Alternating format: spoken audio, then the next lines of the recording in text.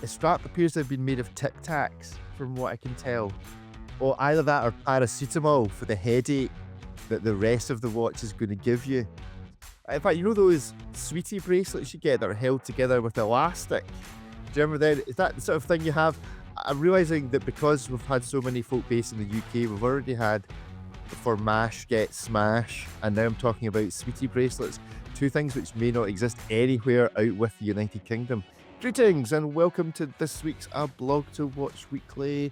You have joined us when two others have chosen not to join us, namely Ariel and Ripley, who are on their travels. They are tuning into whatever in-flight movie represents the watch industry the best and making their way towards Geneva. And just as I say that, our fifth wheel, because we have 4 wheels here already, is just trying to log into the room. So as a wee surprise, we'll let him straight in and see just how much of a mess he makes coming into the room. So here we go. We welcome Leslie to the show this morning. Good morning, Leslie. Good morning, Leslie. How are you? Morning. We are Morning. live and I'm good. recording, so no mistakes are permissible. You must be perfect, foot perfect from here on in. You well, Leslie? Yes, good. Still half asleep, but I'm awake. I have coffee. Look, Still half asleep. Kevin is also joining us this morning. How are you, Kevin? I'm very well. As we were discussing just before going live, the global warming effect and wait for it to come in. I do believe in it, but yeah, just want it to make it a bit warmer. A constant 21 degrees would be nice, I think. Yes. Have you stolen one of Ben Clymer's jumpers? No. We have both had good taste. So we have both had the same jumper. You both have the same jumper. Yeah, it does. It's looking Clymer-esque. Clymer for the climate. Clymer-esque. I'll take that as a compliment. Absolutely. Take that as a compliment. Okay. Azad, good morning. How are you? Good morning. Very well, thank you. Very well. Yeah, also struggling with this weather. Just can't wait for it to get warmer. And for those watching on video, for your background this morning, you've chosen Omega and Tudor. Any particular reason? Do you own these watches or aspire to these watches? I do own these watches. These were some of the first I sort of brought into the collection and started posting on social media. So yeah, they are significant. Very good, as I'd put in some effort into his background. Leslie, your background appears to be piled high of, I can't work out if it's books or CDs. So maybe actually cassette tapes. No, there's CDs. I still use CD player and records. You're sure it's not cassette tapes? And there's even a Kanda Bongo Man CD in there, who you don't know who that is, but he is Congo's most famous musician. Had I been on last week, I could have explained to you about the joys and worldwide appeal of Congolese music. Congolese music, right? Because of right. Tali Papa, yeah. So you're an expert. Well, we'll get you back in. You can have a chat with Ariel. When we do a postscript, you and Ariel can can celebrate Congolese music together. Honestly, it's brilliant. It's really good. Zaire, as it used to be called. So, you know. Yes. Rumble. Is that Rumble in the Jungle? Is that Zaire? It is, I think, yeah. It is. Yeah. Anyway, our usual co-host, David, you're here. Good morning. Yes, good morning. Sorry, I'm having a coughing fit in the background. I was hoping you'd give us more than just good morning while I mute myself to have a cough. But there we go. Ask me a question. How are you, Rick? I am very well. Don't ask me a question. I need to sit here and cough. Right back at you. Anyway, good. Right. Well, let's crack on with our show.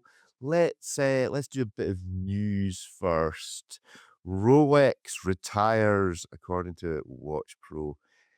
The way I read this, it's like Rolex retires its third watch brand from Watch Pro. I'm thinking, what are the other two watch brands that it's retired over its history? And then I realized it's Rolex retires its third watch brand in that it had 3 watch brands, Rolex, Tudor, Collab, Bucherer, and has retired Car F Bucherer. First question, does anybody care? Well, nope. No. Whoever bought one of those flying tourbillons with gems on it for 140,000, they care. I mean, that was a lot of money out the window anyway. But now it's even more. I think it's crazy, and technically I care as well, because Carl F. Bucherer, by the end of it, sadly, has produced some really genuinely worthwhile watches. I think. There were some nice ones in there. So if you can pick one of those up at like 50 off, 60 off, 70 off, which, there's a really strong chance for, then wow, you can totally do that now. And again, there have been like some really nice ones out there Mm, in recent years. they're not denying or commenting any further on the story on Watch Pro, but obviously we will. Kevin, Azad, ever had any desire to own a KF Bucherer? I've handled them quite a few times. They are fantastic pieces, but the pricing is quite challenging on some of these. I just think it's hilarious that we're talking about a Rolex brand being retired and therefore is about to become very rare. 50% off, 70% off. Yeah. I've forgotten it. Where's the nearest Bucherer, KF Bucherer to anyone on this chat? Is it anyone got one near them? There's the obviously Bucherer in Covent Garden, multi-brand is the nearest one, probably the only one that sells Bucherer watches there.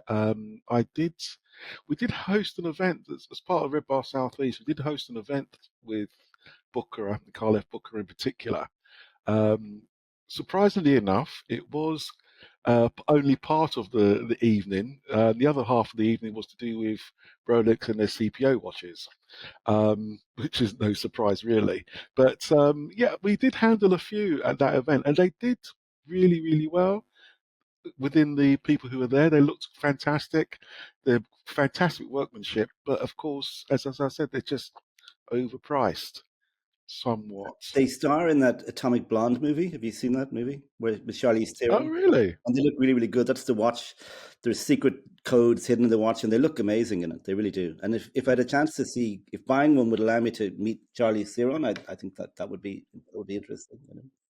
But now she's with Breitling. So you still have a chance. Yeah. They're also in the John Wick films as well, I believe. Exactly. Yes, there is a meme doing the rounds, which is John Wick lying next to his puppy dog. For those that have watched the films, pointing out the fact that if John Wick does that, goes through, has there been 3 John Wicks or 4?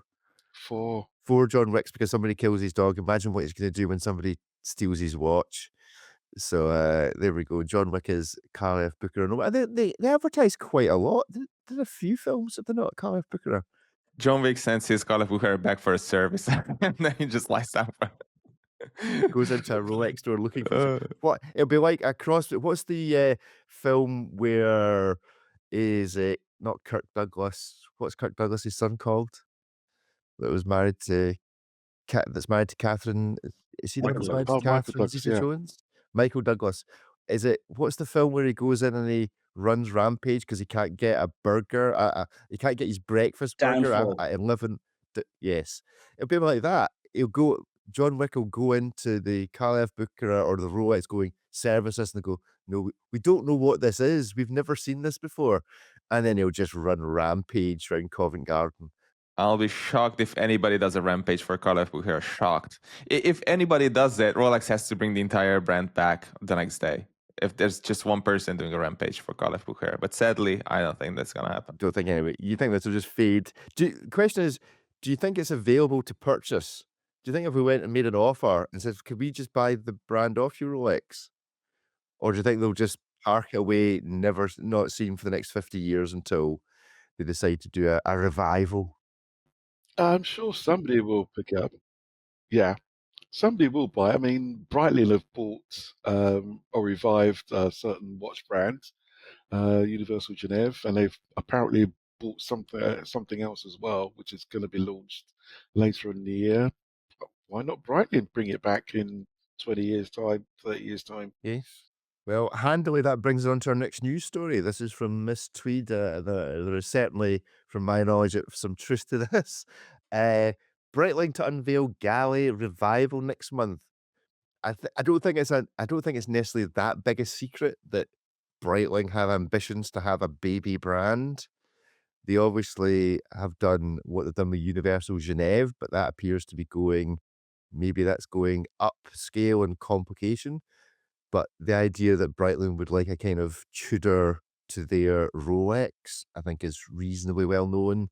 and it may well be the case that Gallet becomes it. What does anybody know about the history of Gallet? They're going, I'm testing you, you watch geeks, you. Gallet, hit Yeah, miss, maybe. completely new to me, I'm afraid. Complete, even a vintage boy like Leslie, And I'm a vintage person, you know. I just not come across. not come across at all. David, Gallet, Well, mean we anything? we've wrote about Gallet a few times on a blog to watch, not that long ago. I just looked it up, and the reason why I remembered it was that it had really nice, high quality dials. I don't know why I remembered that, but I did. Otherwise, it was kind of generic in a way. I'm looking at one of Ariel's reviews right now. Well, whatever. I mean, I'm sure they will do more with it. I'm just not sure, whether it's.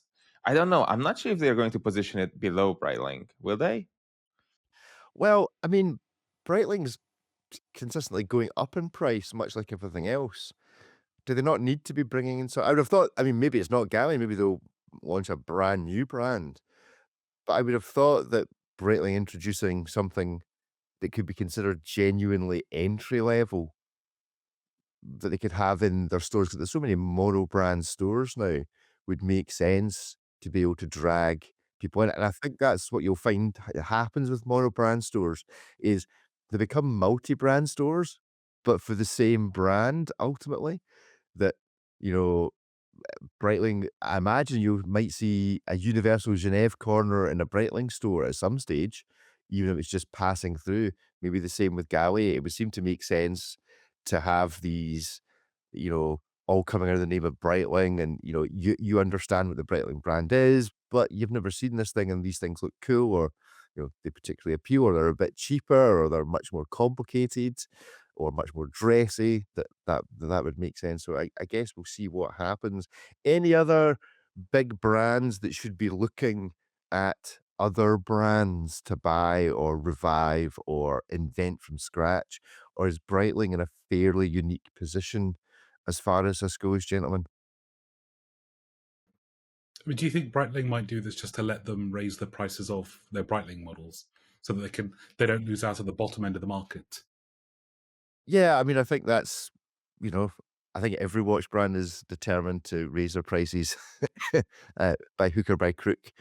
And if this can provide some sort of segregation, then maybe. But I don't know enough about, what folk would think when they hear the brand Gallet as to whether, I'm not even sure that the word necessarily translates very well, Gallet. I mean, we've got 2 solitary reviews of Gallet watches on the website.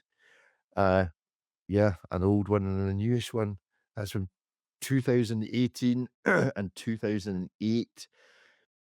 They feel quite Breitling-y, chronographs, lots of big pushers. It doesn't feel like a Tudor to a Rolex, but I Well, guess I guess we'll see what happens. define entry level. I mean, Breitling already starts at like $3,000. It's not like they are absent in that space. If you buy a basic Super Ocean, it's not that crazy expensive either. So they're in the Tudor range, and meanwhile, a Tudor is 4.5, 5, 6,000 sometimes. So it's Tudor has come up in price big time. I agree that Breitling should have a little bit greater diversity and in the sub 5,000 segment maybe.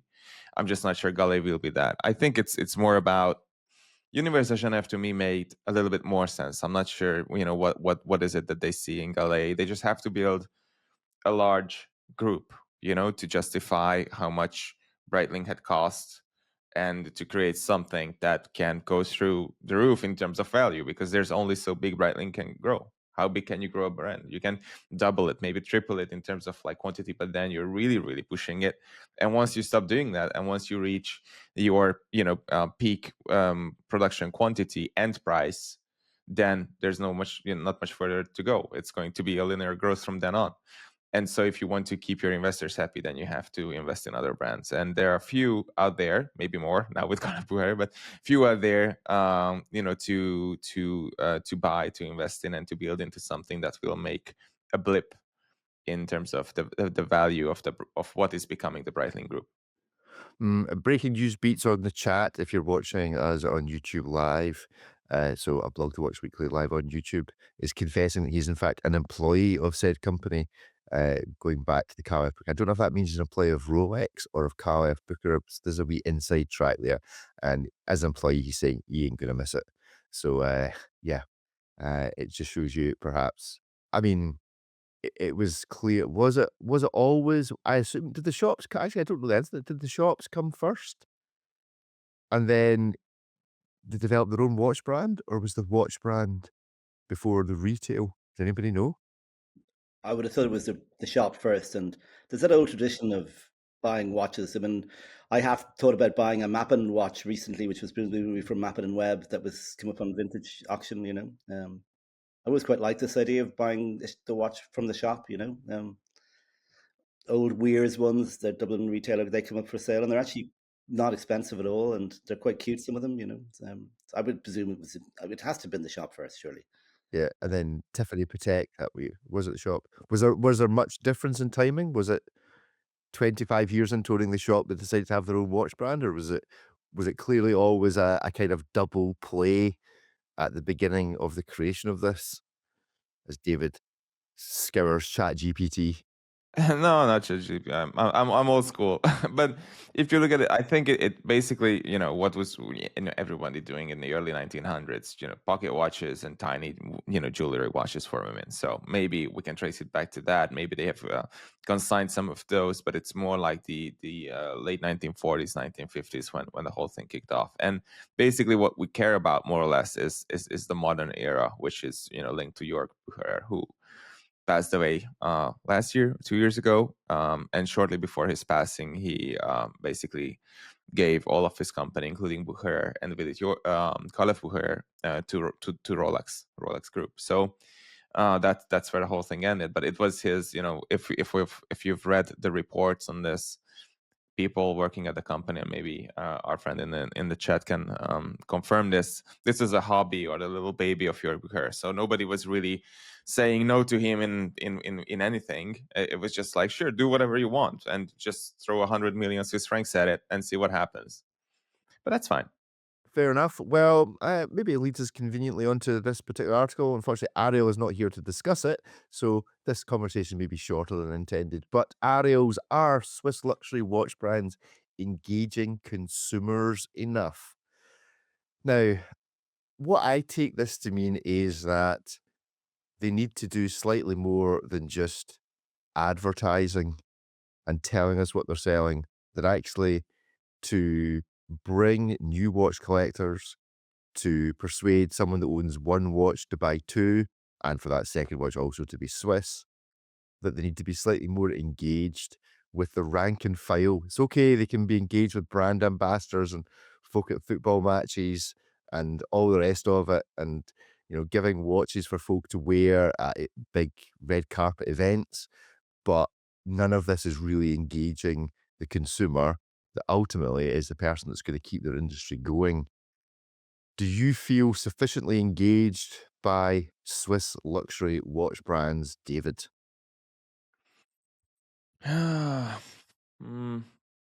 think it really depends which one we are talking about. I think they could certainly do more across the board. I think the whole industry has become rather more stale since the pandemic. I think it was just one giant, big, fat reason for them to be extremely comfortable in their skin, and they're like, well, I guess we don't have to really develop new products. I guess we don't really have to advertise that much. I guess we don't have to do those events that much.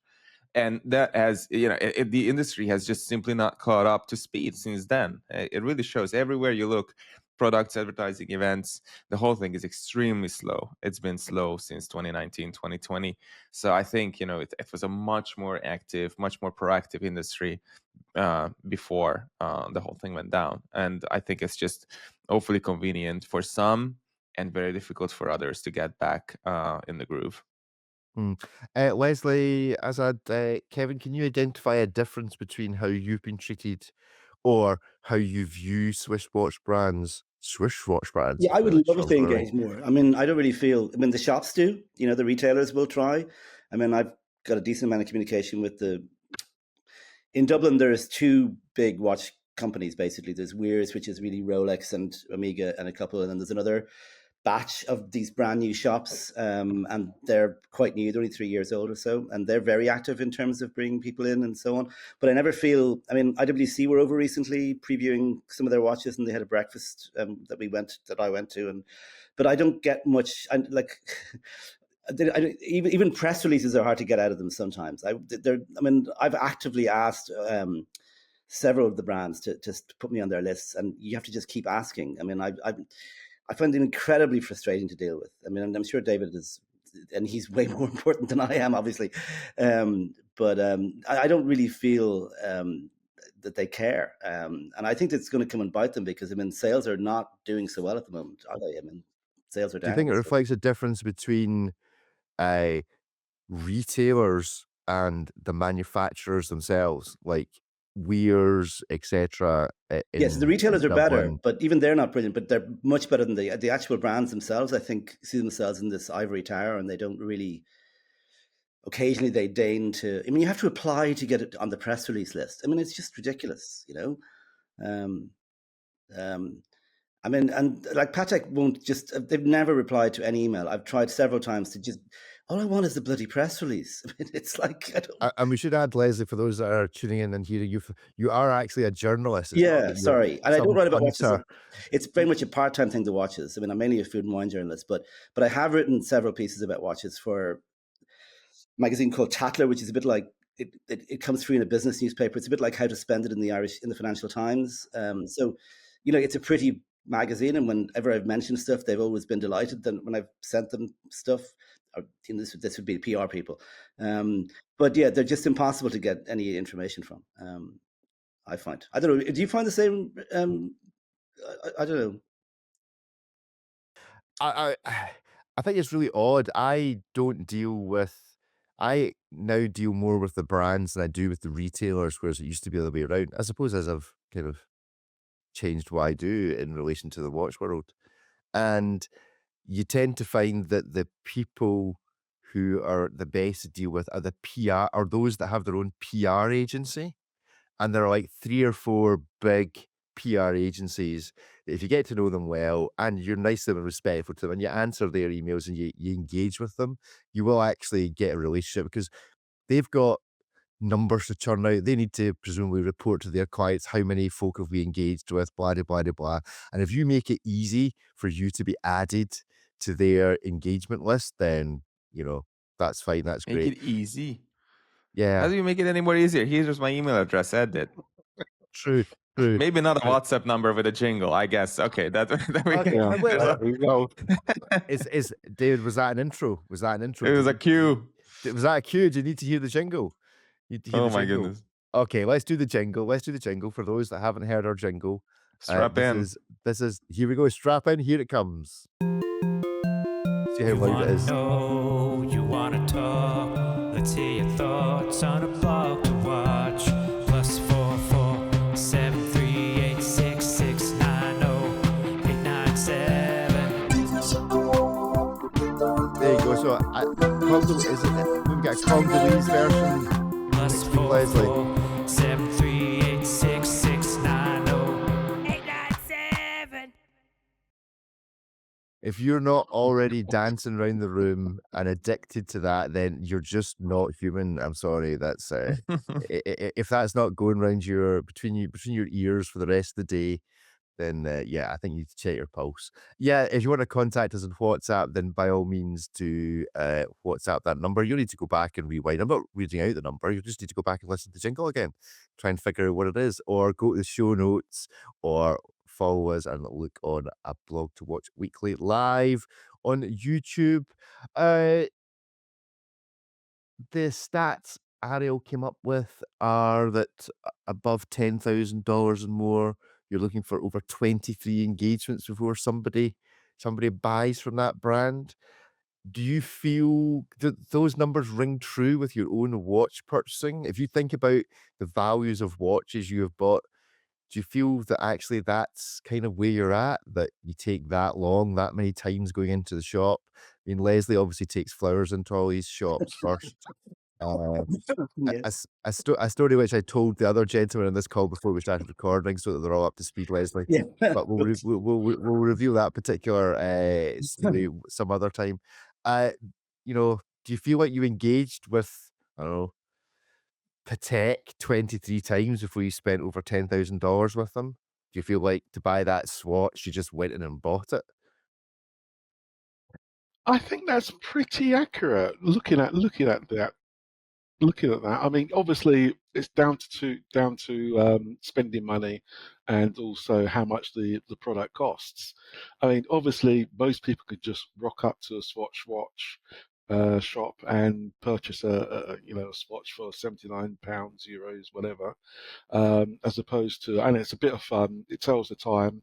You get the battery replaced whenever it runs out, and it's just a bit of fun. It's almost like a throwaway watch with a throwaway sum of money. However, the more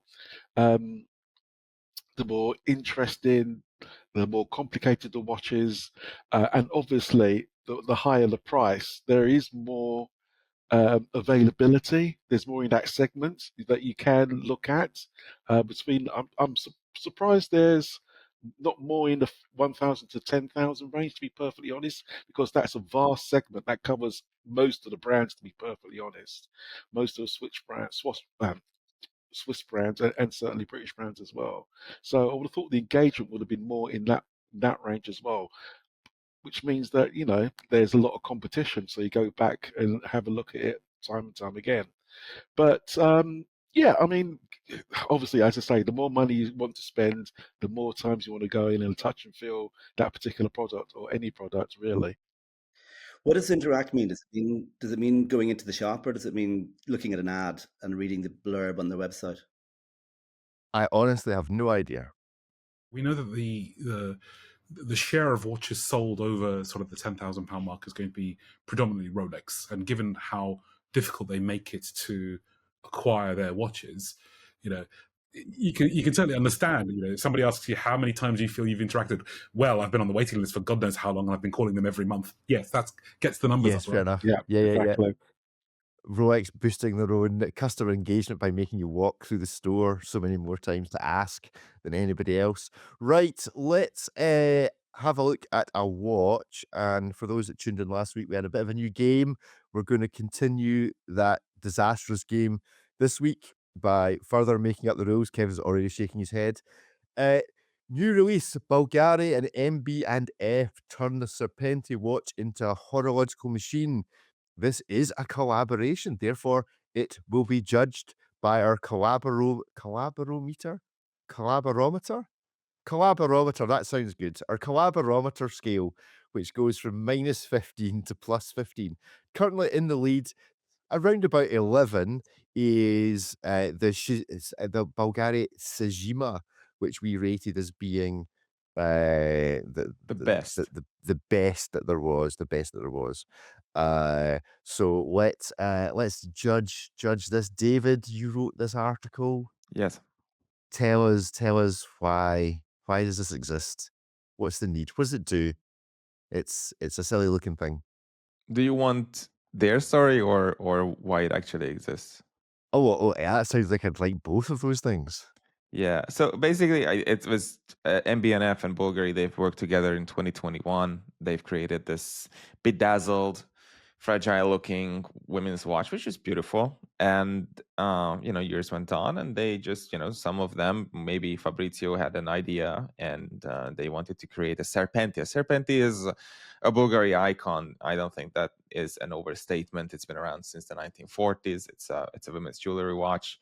It's beautiful. It's fantastic. It's obviously snake themed, and there's never been a men's version so far. And they don't call this the men's Serpenti. It doesn't have the tuberous bracelet or anything like that, but it does have more or less a serpent's head to go with. But what actually happened was that Fabrizio Buonamassa of Bulgari and Max Bucherer of MB&F, they're both real diehard car enthusiasts. Both of them wanted to become car designers when they were kids. They were sketching cars and all the rest of it. And what's hilarious to me about this release is that it's trying very hard not to be a car-themed Bulgari and MB&F watch. So technically, it still is a serpent, but if you look at it from every other angle, it has wheels, it has the same like louvered rear window, it has a windscreen, side windows, all the rest of it. It has the shapes of like a 1960s car. If you scroll down a little bit, I chose an Alfa Romeo 33 Prototipo, which is just like basically the same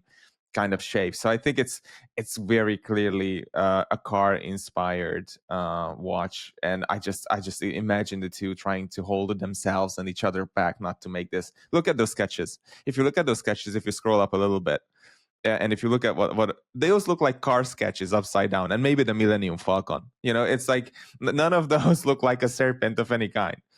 They literally are car sketches, and then they are somehow trying to like turn this into a serpent. So I find this exercise in self-restraint hilarious and admirable at the same time. And if you scroll down a little bit, I chose that picture because to me it's just, the watch is basically a mid-engine car if you look at it that way. So I think it's quite hilarious. It's certainly a statement, isn't it? I think they're fantastic. I've only just seen them. Yeah. I didn't understand when I first read this article or scanned past it that had anything to do with the Serpenti watch. I just thought it was a collaboration on like the bullfrog type watch from MB&F, and that was it. And it was just it was only when I read it, I was like, this has got nothing to do.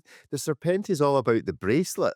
It's all about the wraparound bracelet, and a little bit. There's not a watch show that I've ever been to where there's been a Serpenti there and loads of male watch journalists, and they've all like had a wee sneaky try on of the very feminine Serpenti and gone, I really wish I could get away with wearing this because it's really cool.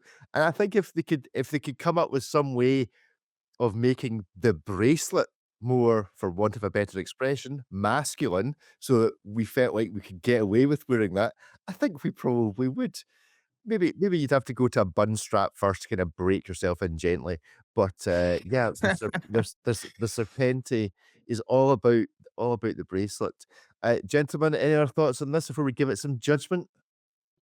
I totally agree with David. It's more of a car designed watch than anything that is in the current range of Serpenti with Bulgari. It's I just should have called it just a car watch, basically. Nothing more than that. It's nothing. I can't see how they can derive a Serpenti name out of the design. I really can't. Yeah, it's a bit of a stretch. Girls like snakes and boys like cars. I don't know. Bulgari is not very much into cars, so maybe that's why. I mean, they had collaborations with Maserati and stuff, but it's just like, it would be hilarious for Fabrizio Buonamassa to steer Bulgari somehow closer to cars and car design and car-themed watches. I think that's actually a very interesting prospect, because today, the only watch I can think of that you can wear as a car enthusiast and project to others that you are into cars through your watch is the Chopard Mille Miglia. No other watch, not even the Daytona or any other car or racing or whatever themed watch, tells other people that you are not into the watch for the watch, but into cars through the watch. And maybe that would be like a good match for Bulgari. What about the Jacob & Co. Is it the Charan? Yeah, all five of those owners can certainly say that they're yeah, you can add 2 million or whatever it is. Yeah, add 5 more, yeah. That's correct. I mean, there were some Group B themed watches from whoever. I'm not sure who those were, but those are like very niche. So I should have specified, yes, that like mass market stuff. Yeah, exactly. What are we looking at, Rick? What is this, gentlemen? Yes. What is this? Smash,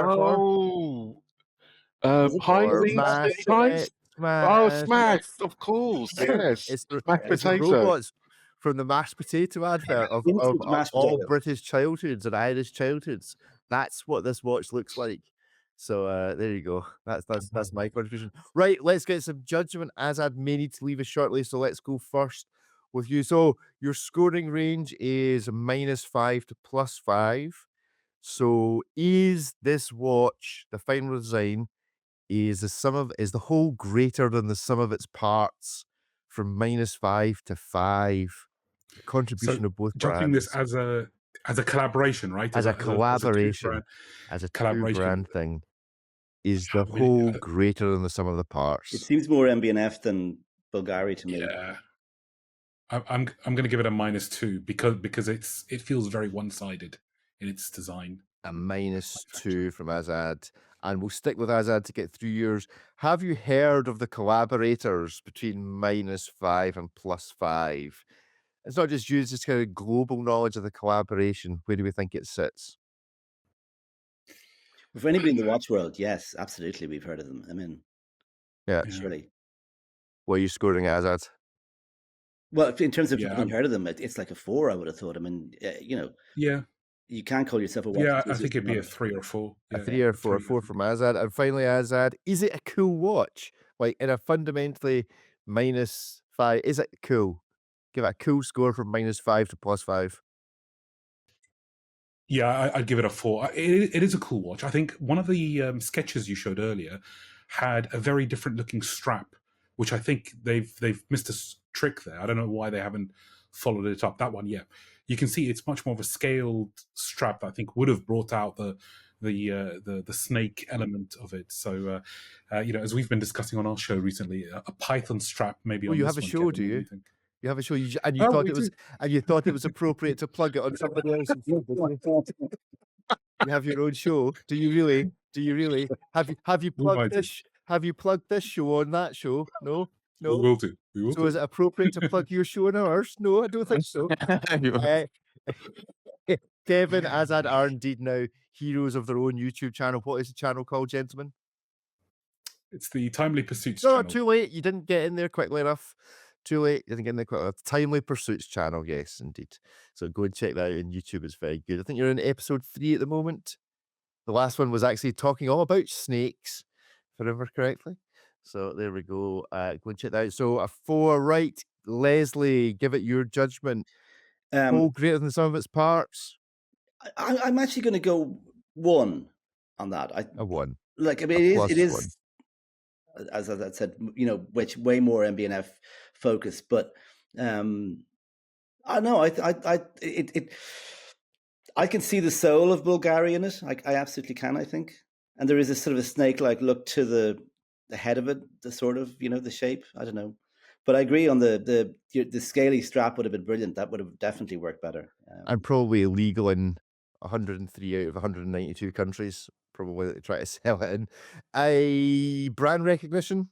No, yeah, like a 4, definitely. I mean, yes, there will be people on the street who aren't interested in watches, who've never heard of or don't even know that Bulgari make watches. But if you're anyway a watch enthusiast, you have to know that they've held so many records for the thinnest watch, and they're actual watches. They're not just bits of metal that are very thin that someone has sort of globbed a watch onto. They're actual watches, and MB&F, geez, well, if you haven't been rejected by the MB&F Mad One, Mad whatever lottery, then you're not really a watch enthusiast. We've all done that, and if you're Irish, of course, you know that they reinvented the what's his name up in Northern Ireland. Reinvented the perpetual calendar, or at least created a different way to do it with a little lever switch that he created. And anyway, I'm rambling here. So no, I really like this. So 4 again, and what was the third? Coolness rating. Yeah, coolness rating. Yes. Yeah, I think this is brilliant. I'm going to go 4 again. Yeah, absolutely. 4 again. It's doing well. It's doing well. David, I like the comment from Borisic. Get a Matchbox toy, stick a Casio module in it, and attach it to the axles of a bun strap. Would cost about $100 and give you pretty much the same thing. So, David, give it a rating. Yeah, I'll give it a 4 for the collab. I think it's a strong collaboration. I think I certainly am looking forward to the next one. I give a 4 also because I see the effort in the two gentlemen just trying desperately to hold themselves back and not make this into an absolute car watch, which I think is hilarious. I think the Serpenti could have just been dished halfway through, but somehow it ended up a Serpenti car on the wrist, which is cool. So I certainly want to encourage them to create something that is more their own next time a little bit.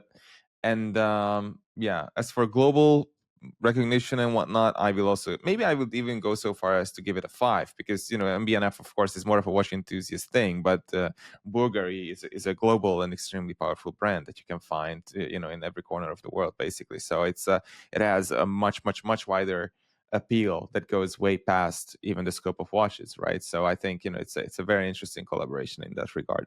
And as far as coolness, I think it's pretty cool. I think I give it a 4. Not a 5, but a 4. Yeah, I think it's right on the edge of being super 5 out of 5 cool. Good stuff. And Azad will be leaving us, so thank you for joining us, Azad, and we'll speak to you again soon. Good luck in your YouTube adventures. What's this channel called again? The Timely Pursuits channel. Thank you. Time Pursuit channel. Go check out. See you later on.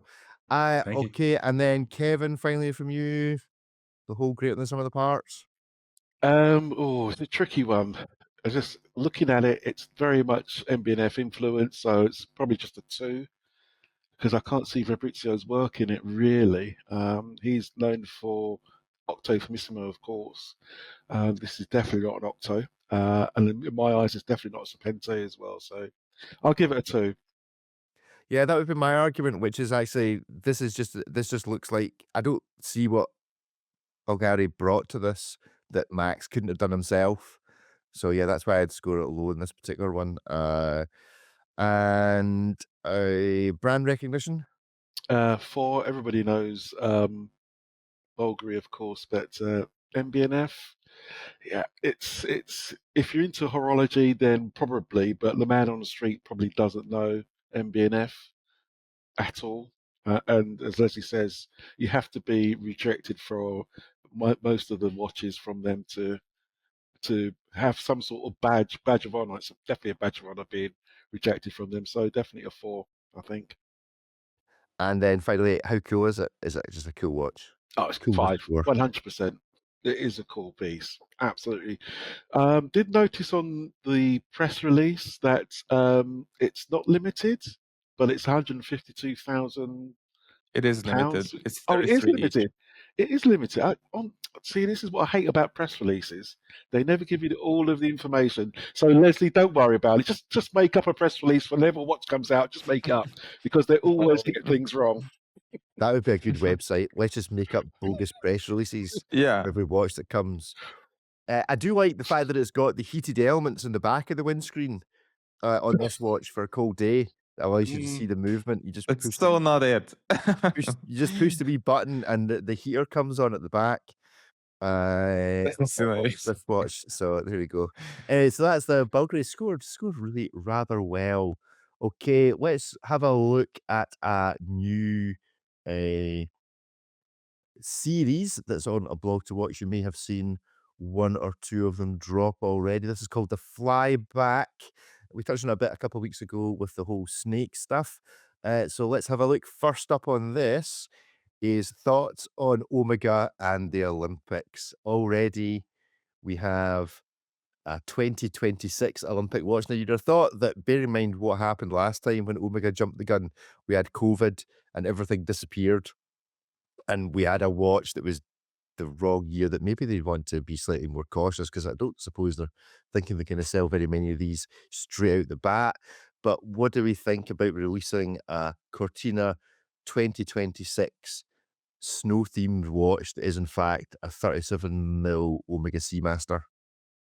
Does this strike you as in keeping with the Winter Olympics? Because it doesn't strike me as in keeping with the Winter Olympics. I'm not sure what a Winter Olympic watch would be. What would be a Winter Olympic? An Omega watch for the Winter Olympics? What would you choose?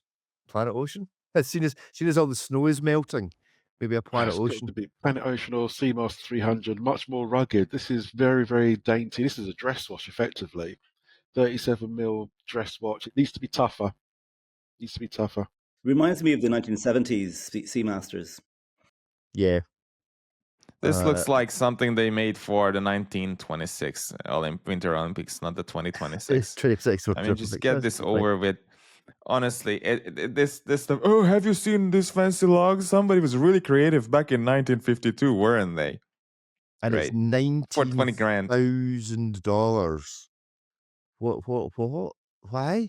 What? Isn't it Who spent? gold? It is I mean, I gold. assume it's moonshine gold. It's Moonshine gold, yeah. the moonshine gold. Because you know the Yeah, way you always and bring it's gold watches when you're playing sports, you know? Of well, course, I mean, especially if it's a reverse, though. Yeah, exactly. don't get me As started. a gold owner.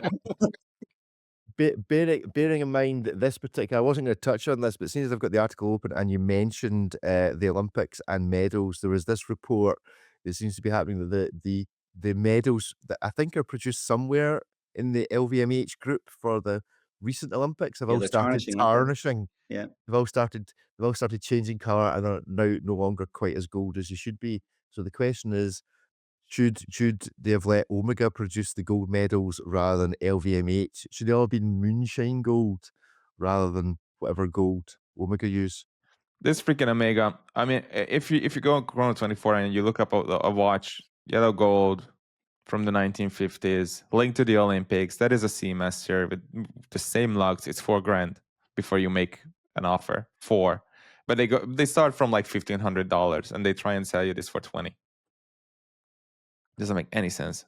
When I first got into YouTube, you could buy an Omega Seamaster from the 70s for £150, which seemed like a lot of money at the time, back in 2005, 6. That's and now they're still only around $1,000, you know, and they look like that, you know. So Yep. Well, there we go. They gold plated as opposed to solid gold. Solid gold. The ones that I checked. Solid gold. Really? Yeah. Wow. Yeah, for $3,000. Well, there you go. Figuring, There's yeah. always a bargain Right. to be had. Belova Mill, is this pronounced Mill Ships 150th anniversary edition? I don't know what a mill ship is. It sounds like it might be the sort of thing you don't want to type into Google, but it's a diver with bronze. I thought bronze had gone. I thought we were over bronze. I thought we were over the whole bronze thing, but Belova seemed to be trying to keep it going. What do we think of this little 41 mil? It's $1,100. That's maybe okay for $1,100. Any experience of this? Is this it's a Myota 83 SO, whatever that is. It's a movement of some kind. It's based on a prototype produced for them. This sounds like a Tudor story. This sounds like that Tudor. What a Blancpain. Looks like a Blancpain too. Yeah, but what was It the looks like one, Tudor yeah. that they said, oh, we're producing this because it's based on a prototype? What was that one called with the funny articulating lugs on it? Oh, from Oh, about yes, I 4 know. years I ago. know. Oh, what was Yes. that cut? Oh, Was not that It was like the B01. the the B01? Yeah, this sounds like that kind of story. Only this Yeah. time from Belova. Why would they need to create a prototype for this watch? Every dive watch looked like this since the 1950s. Like, oh, let's prototype this. We're not really sure if it works. What? A rotating bezel? Let's prototype it. Yes, cathedral hands. Let's prototype cathedral hands because we've no idea whether they will work or not. Yeah, it's a rather uninteresting watch, but I suppose at 1,100 quid, it might make it slightly more Belova interesting. has some history, though. We sometimes forget this. I mean, besides being the first, you know, battery watch or whatever, they were the first watch. There was the very first advertisement on television in the United States of America was a baseball game, and there was an ad in the middle, and it was for Belova watches, which is the time when America runs on Bulova time. yeah, Yeah. exactly. That was it. And I think the electrics in the ships that went to the moon, that when the lads were wearing Amigas, but the actual mechanical control panels were controlled by Belova. So they have a bit of a Was history. that right? You know? I did not Oh know yeah, that. Bulova is There a you go. fantastic brand. It's just a bit sketchy whenever we hear like a prototype from the 1950s that was never released, and we're like, huh, okay. And I'm not putting the blame on Bulova. I'm putting it on everyone else who's destroyed the appeal or the wonders of these stories, right? I mean, we've heard this a few too many times over the years. Like a prototype that actually, you know, you just go to Periscope, you know, 2 days later, and you learn why it wasn't the prototype in the 1950s. Mm, mm. Okay, and then finally, Rado Dystar Original Xuan. I don't know what that is. It sounds like it needs the collaboration judgment, but we'll spare it this week because I'm guessing it's going to score quite low. I quite like the Rado Daystar. It feels like it might have its moment again as a thing. I remember some of the original ones. My father had one. It feels like this design, if they play their cards right, could make it back. I'm not sure this is the collaboration I would be doing to try and make that happen. What do we think of the Rado Die Star? Are we a fan of that kind of The shape? strap, I'm not sure about the strap, but I quite like the watch. The strap appears to have been made of Tic Tacs, from what I can tell. Or either that or paracetamol for the Yeah. headache that the rest of the watch is gonna give you. Yeah, you can just in fact, you know those sweetie bracelets you get that are held together with elastic? Yes. Yeah. Do you remember that? Is that the sort of thing you have?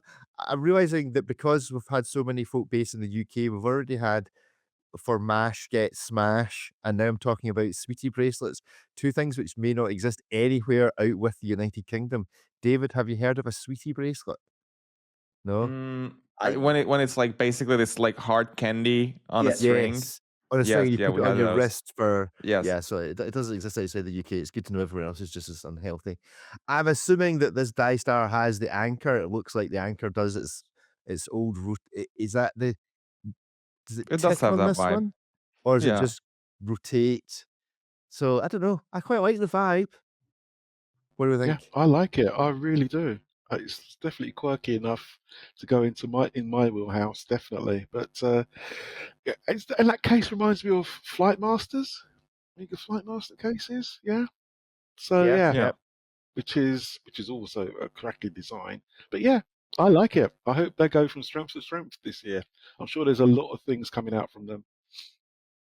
Yeah. Yeah, $2,200. Maybe a push. Yeah, A push. Baltic, the Baltic Air Meek Dual Time. I don't know where they get these names from. Could they not just call it the Baltic Dual Time? The Baltic Hermeneutic Dual Time Enduro Pally Edition. Do any of those words mean anything beyond Baltic Dual Time? it's a motorbike race. Yeah, Is it? Oh, it's yeah. another collaboration. That's Oh, another collab. surprise, Yeah, surprise. Yeah, okay. lasts between 2 and 3 hours basically. But yeah, it's interesting. I like the fact that the crown goes into the watch, so it's nice and flush. As I say before, it's lovely. Certainly a great price compared to the Amiga version, which they did in titanium. €600. Yeah, compared to 50 grand for the Amiga version. But yeah, it's okay. It certainly puts a different lean on it when you see it's only $600. You're going, okay, if I like that. The colorway is nice, the green. David, any strong feelings about Baltic? I think they tend to come with strong value propositions. I don't mind it at all. I support Baltic because it's whenever they launch something, usually it's a reasonable price and it has a tasteful selection of novel details, or maybe just a rearrangement of familiar details, but in a way that is it looks like something that a watch enthusiast designed. And I don't say that too often, but this is sort of like that kind of vibe. If you look at the size of this one, for example, this is like right on the money. If you look at like what people are commenting about and what they want, I'm not saying everybody, but many. So I think this looks like something that was modified after. If you look at that strap, it typically looks like something that people put on a watch that they buy on a boring black strap, but they realize that a green strap would bring out that green hand and green text. So this is typically like a second or third stage watch, not it's just out of the box. So that's pretty cool. True. And then a little something from Porsche Design. The Porsche Design Chronograph 1 FAT 2020. Is this another collaboration? We should just have a collaboration section. This is another collaboration. The 2025 FAT Ice Race. I have no idea what FAT stands for. I'm not sure that anybody does, but I'm fairly sure that in the case of Porsche Design, it will just be another excuse to inflate the price, giving you well, normally the cars, they give you less for more. The more bits they take off of it, the higher the price gets. In this case, they've added a little logo, presumably somewhere celebrating whatever the fat ice race is. I like Porsche Design, but I don't like their prices. Yeah, it's too expensive. Definitely a brand Absolutely. to buy used if you can find it. 11 grand, geez. I mean, that's just crazy. And 136 limited edition. The problem being that if you own a Porsche, I mean, if you own a Porsche, can you legitimately buy a Porsche design watch, or is that just too cheesy? Is it a bit like buying Porsche, like that in Friends when Joey dresses up in Ferrari gear or whatever? Yes. Yeah. Oh, yes. No, I think Yeah, I there's think a it was a certain type of Porsche. Porsche people who would do this. But I think these vintage style Porsche design watches underplay that a little bit. They're not as tacky as the new ones, where you buy the exclusive series Turbo S and then you buy this, the titanium and gold watch that goes with the car. I think the lesser the associate or the link, the weaker the link between the watch design and the car, the better it is, right? I think it should just be that the values in terms of like form follows function and other nonsense like that should radiate from Porsche design watches, as opposed to them trying to mimic the cars, because then at that moment it becomes really cheesy. I quite like this one with the wide dial though. It's very cool. Is it luminous? It has the look as if it might be a better lumen be. dial. Let's see if I mean, on Yes, the it is. collaboration, it is a lumen dial, yeah. I mean, this is always one of these things. To what extent does Porsche? Let's actually see. I So want there's one the now. Porsche. There's the Porsche watch. So let's go to the Porsche website and see how far into the Porsche website we need to be before we can find the watch that they're apparently so proud. So there's Porsche design. So timepieces. Let's go to timepieces. Nope. Brand new release. Nope. Not anywhere to be seen. Nope. So it's definitely getting a minus score. How far in do you think we need to get to be able to find this watch? Menu. Oh, another Menu. Post. That doesn't sound good at all. Time. Just search for fat. Oh yeah, Yeah. okay. There we go. Search for Yo Mama. Oh, fat. Let's see if it returns. You search for. Oh, Oh, yeah, it does there we go. actually. There it It is. does do a return. It does do a return. I like it on the white strap. It's gonna be unwearable, but pretty cool. Oh, no. Yeah. It's got it on the dial. That's actually okay. It is a nice and one. it's got. Oh, no. It's got a white strap. There's clearly a logo on the strap, and the It says logo fat is on it how many times? It says it in the day window. It says Yeah, it right so- below the day window in white, over white, so and then it 1, says fat 2 on the on the strap. and it says it on the back. So 4 times. Yeah. Yep, it says it 4 times on this watch. Fat, fat, fat, fat, fat. What's the movement? Is it just a? It's a fat 7750. Yeah, how deep ETF. is? Yeah, it does actually look quite thin. It maybe isn't. It definitely is. It definitely is. Do you think it just photoshopped the other Source, trust me, bro, but it really is. All right, It's going to. You think it just photoshopped the 14 mil that sticks out the back of this watch? I think they have redesigned it slightly. Right. The okay. movement. So is this a car there- watch to deny what David was saying earlier, that there's no car watches out there? This is a car watch, I suppose. It's got a tachymeter. Yeah. But would it be, if it didn't say Porsche on it, if it just said chrono design, would we look at it and say, oh, that's a car watch? Yeah. Because we forget that the tachymeter on all our chronographs was meant, they were originally for cars, weren't they? They were for mile markers. Yeah, and pressed right, a button. Yeah. So But the question is, if you took Porsche off of it, would it make the 11.5 grand an even more daft ask? Are you somehow like going, it's 11.5 grand? Of course it is, because it has Porsche written on it. Don't and that's just what they do. That's like $5,000 right there.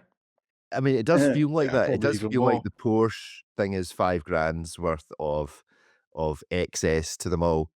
Is it Zelmsey they're based in? I think it is in Austria. Porsche design. I might be wrong. That might be a complete fiction.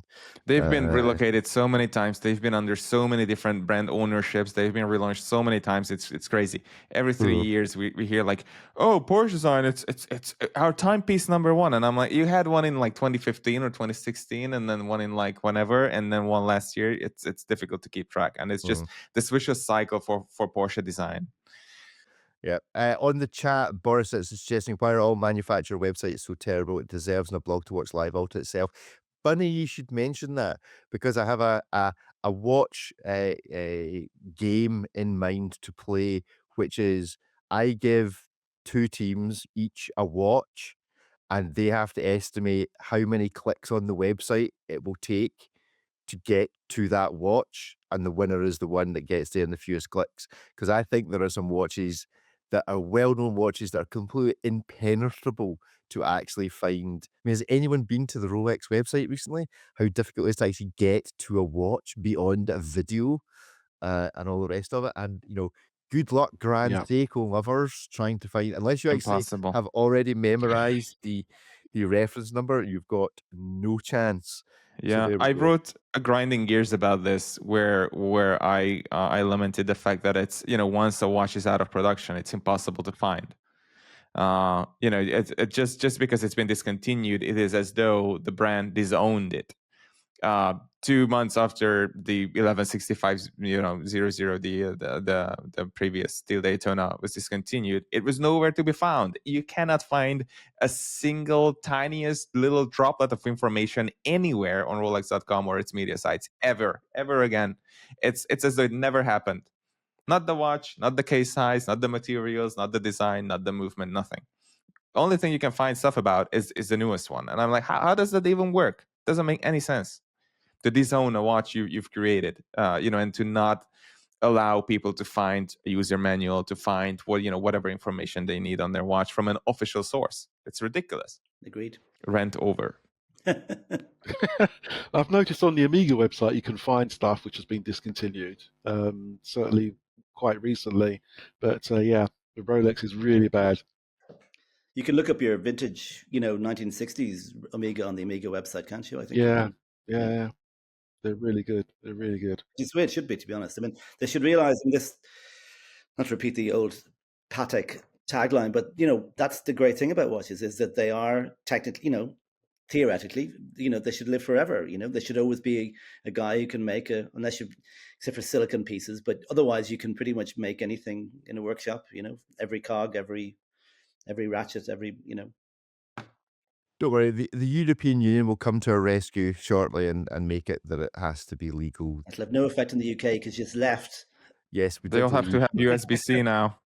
All watches have to be fitted retrofitted like Hublots with USB-C adapters on the case front. Right, that's kind of our show for this week, but one final screen share I thought I would do, because this wins marketing. If Ariel was here, I'm sure he'd appreciate this wins marketing thing of the week, for want of a better expression. So this was Lewis Hamilton. It's a photo being taken. I assume that's Maranello he's in with his Ferrari and all his stuff. That's hilarious. And as we know, that means that Lewis has moved from IWC to Richard Mille. And the genius that is Kurt Klaus, who is just one of the funniest guys you'll ever meet. I don't know if you've ever seen the adverts they ran where he goes into an Apple Watch store and looks at the Apple Watches. Go find it on YouTube. Somebody in the IWC department really knows how to make this guy sing in terms of the marketing. And then I've taken a picture of Kurt starting his 68th season with IWC, but who's counting. Go and check us out on YouTube at aBlogtoWatch. Let's channel or start a petition for Kurt Klaus to get his knighthood, so that he is Sir Kurt Klaus as well. That's a good idea. Maybe we'll award him. What could we award him? He gets the aBlogtoWatch. I mean, the problem with giving life achievement awards is that it kind of, has the thing of, you're quite old, we better give you this free pop. OG. But Yeah. OG. Yeah. Let's give him the OGE. The OGE. I like that. He gets the OGE rather than the Commander of the British Empire knighthood.